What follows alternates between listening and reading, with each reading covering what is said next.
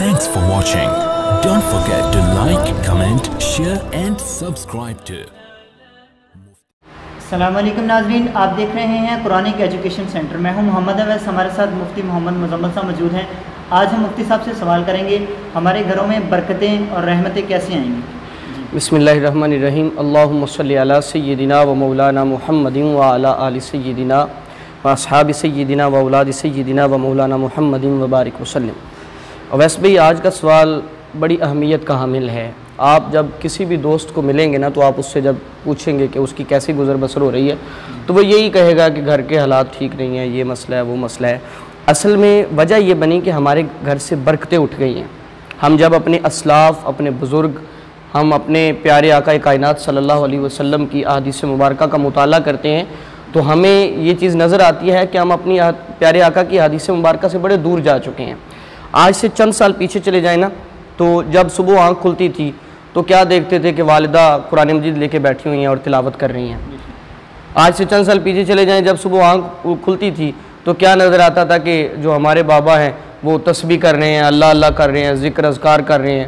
تو حالانکہ اس وقت ایک کمانے والا ہوتا تھا اور 10-20 کھانے والے ہوتے تھے، لیکن پھر بھی جب بابا سے کوئی پوچھتا تھا کہ کیسے حالات بسر ہو رہے ہیں تو وہ کہتے تھے شکر الحمدللہ، شکر الحمدللہ۔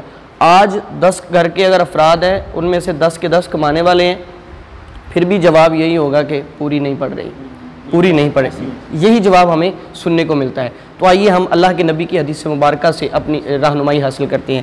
مسلم شریف کی روایت ہے کہ نبی رحمت صلی اللہ علیہ وسلم فرماتے ہیں کہ اگر تم گھروں میں برکت لانا چاہتے ہو، اگر تم چاہتے ہو کہ تمہارے گھر پرسکون ہو جائیں، تو جب بھی گھر میں داخل ہو جاؤ، جب بھی گھر میں قدم رکھو، اللہ کا ذکر کرو۔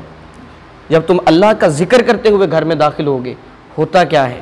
جب ایک شخص گھر میں داخل ہوتا ہے اور داخل ہوتے وقت وہ اللہ کا نام جپتا ہے، اللہ کا نام لیتا ہے، تو شیطان اپنے آپ سے کہتا ہے کہ آج تجھے اس گھر میں پناہ نہیں ملے گی۔ چونکہ اللہ کا نام آ چکا نا، تو یا ایک جگہ پہ رحمان ٹھہر سکتا ہے یا شیطان ٹھہر سکتا ہے۔ جب رحمان آ گیا تو بات ہی ختم ہو گئی۔ کہا جب تم گھر میں داخل ہو جاؤ، اللہ کا نام لے لو۔ جب تم اللہ کا نام لوگے تو شیطان تمہارے گھر سے بھاگ جائے گا اور خود اپنے آپ سے کہے گا کہ اب تیرے لیے اس گھر میں جگہ نہیں ہے۔ فرمایا دوسرے نمبر پر، جب کھانا کھانے کے لیے بیٹھو تو اللہ کا نام لے لو۔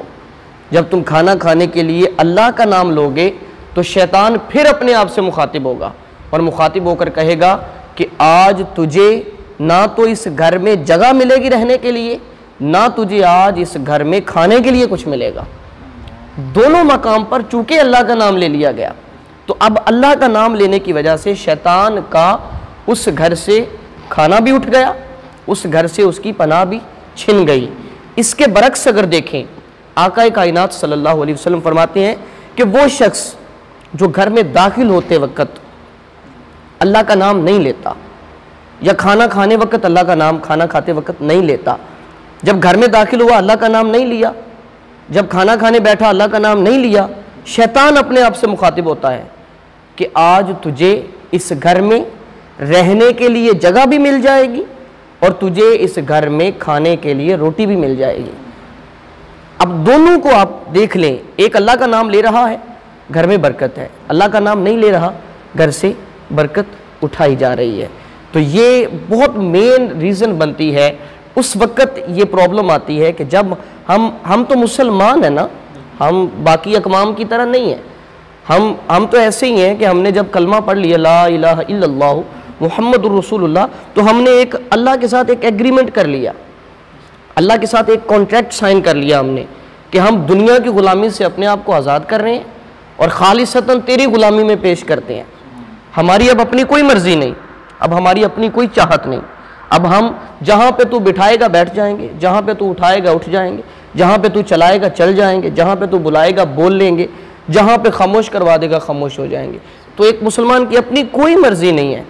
ایک مومن کا گھر ہے، ایک مسلمان کا گھر ہے، تو اسے چاہیے کہ اپنے گھر میں، اب ایک صحابی رسول کی مجھے بات یاد آ گئی کہ جب ان کا آخری وقت آیا نا تو حضرت عثمان غنی رضی اللہ تعالیٰ عنہ ان کے گھر عیادت کے لیے تشریف لے گئے، اور جو صحابی بیمار ہوئے جن کا آخری وقت حالت نزا میں ہے، ان کی بیٹیاں تھیں، یعنی بیٹیاں تھیں، بیٹا کوئی نہیں تھا۔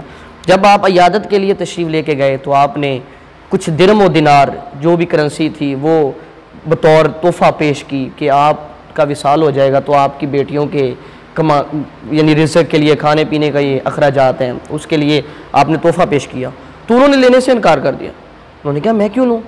تو حضرت عثمان کہتے ہیں یار تمہاری بیٹیاں ہیں، جوان بیٹیاں، کھائیں گی پیئیں گی بعد میں۔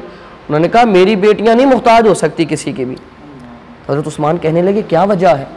تو وہ آگے سے کہتے ہیں کہ میں نے اپنی بیٹیوں کی تربیت ایسے کی ہے کہ یہ اس وقت تک سوتی نہیں ہے جب تک اپنے گھر میں سورہ واقعہ کی تلاوت نہیں کر لیتے ہیں۔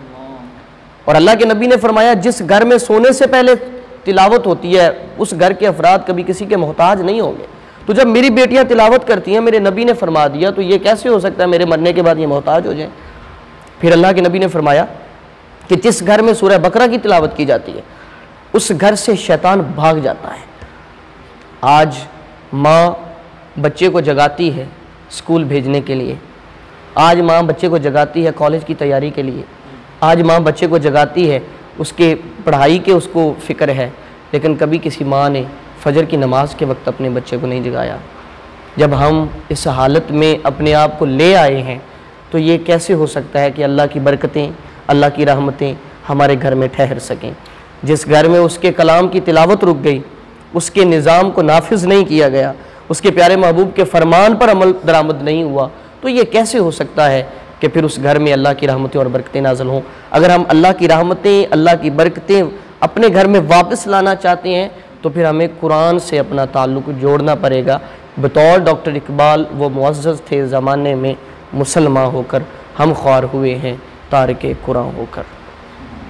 بہت شکریہ جی ناظرین، اگلے پروگرام میں اگلے سوال کے ساتھ پھر حاضر ہوں گے، تب تک کے لیے ہمیں اجازت دیجیے، اللہ حافظ۔ Thanks for watching. Don't forget to like, comment, share and subscribe to